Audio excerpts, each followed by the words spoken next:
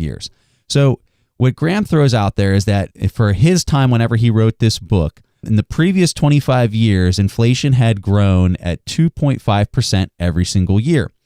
So you might be asking yourself, so what does that mean in graphical terms? And you can see I have a chart here. So if you had $1,000 today and inflation continued to grow at 2.5% every year into the future for the next 25 years, what you'd end up with is almost about half the value that you have today in real buying power. So if you're going to go out and buy some milk, you'd have half that buying power in 25 years to buy the same thing. So that's really what that has an impact on.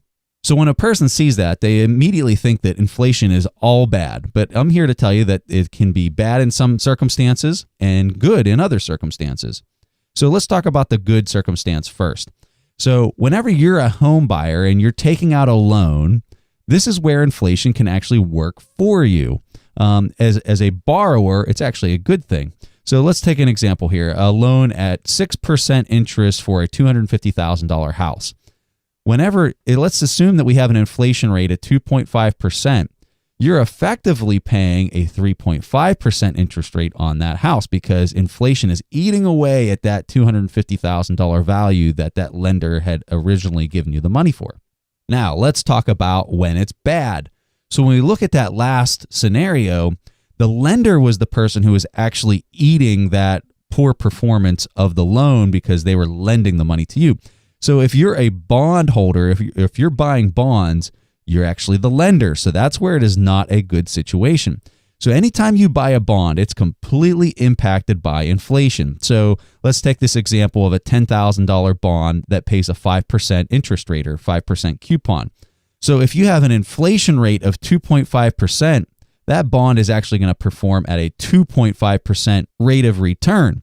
How we figured that out is we take the 5% coupon, we subtract out the inflation for your actual return. So when you take 5 minus 2.5% for the inflation, your interest rate then becomes 2.5%, which is much less than the 5%.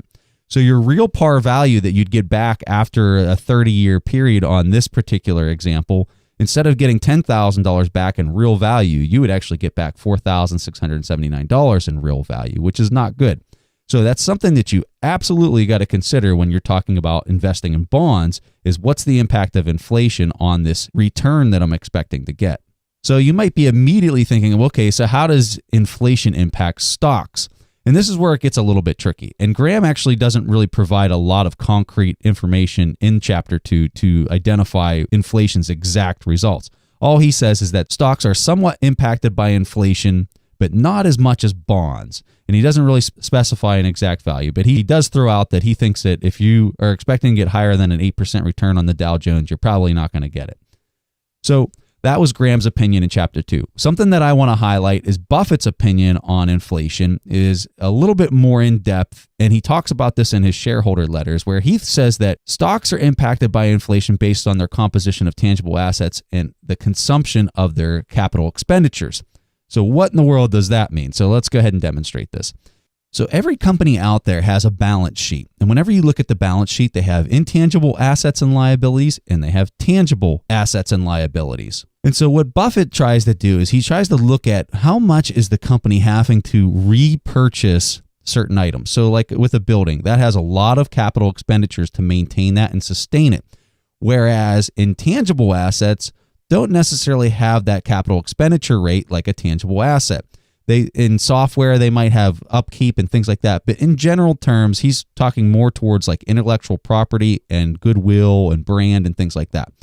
So what he does is he looks at the balance sheet and he determines how much of this is a tangible asset that's going to have to be replaced and how much of this is intangible assets that are just going to continue to endure in value. After he makes that determination, he feels that the items that have to be continually replenished are the ones that are going to be impacted by inflation.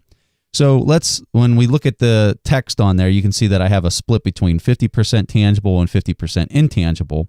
And so what Buffett would say is those tangible assets are going to have to be replaced. And so the inflation rate of 3%, only half of that 3% is actually going to be impacted within the company. So if you were trying to determine how much is this company's annual return going to be, and let's say initially you think it's going to be 10%, Buffett's going to say, well, let's subtract about 1.5% off of that because that's going to be the impact of inflation. He's not going to account for the full 3%. He's going to only account for maybe half of that based off of that composition on the balance sheet. So that might have been a little in-depth for a person who's not real familiar with financial statements or things like that. And if that's the case, don't worry about it. Just take the more conservative approach and apply the full inflation rate to whatever you think you might get on the return for the stock. So at the very end of the chapter, going back into chapter 2, Graham talks about alternatives to stocks to protect against inflation. And so he brings up gold, jewelry, art, a bunch of different things. And in general, Graham says that investing in these types of assets, you're really not getting any kind of return. It'd be the same thing as maybe putting your money in a checking account. So that concludes chapter 2. And what Graham's really saying is that although stocks are not an absolute protection against inflation, they're definitely better than bonds. And if you're investing in bonds, you need to absolutely account for 100% of the inflation coming out of your return. So that's all we've got for chapter 2, and I'm looking forward to seeing you in chapter 3.